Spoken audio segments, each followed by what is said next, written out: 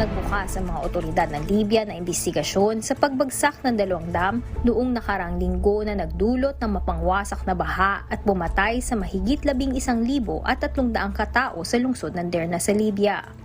Bumagsak ang dalawang dam matapos ang malakas na ulang dala ng Mediterranean Storm Daniel. Tumaas ang tubig na ilang metro kaya nasira ang buong komunidad sa Derna at naanod ang libu-libong tao sa Mediterranean Sea. Inanunsyo ni Al-Siddiq Al-Suwar, General Prosecutor ng Libya, na iimbestigahan ng mga prosecutors ang pagbagsak ng dalawang dam na itinayo noong 1970s. Titignan din nila ang paglalaan ng mga maintenance funds ng lokal na otoridad at ng mga nakaraang pamahalaan. Magiging mahirap naman ang ganitong uri ng investigasyon sa Libya na kasalukuyang nahahati sa dalawang gobyerno mula pa noong 2014.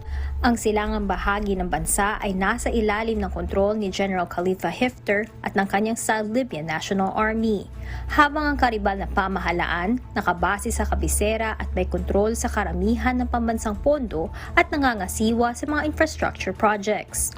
Ayon sa Libyan Red Crescent, mahigit 10,000 katao nawawala makalipas ang isang linggo.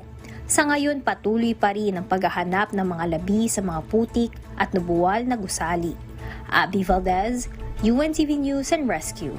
Diyos ang aming sandigan, serbisyo publiko ang aming pinahahalagahan.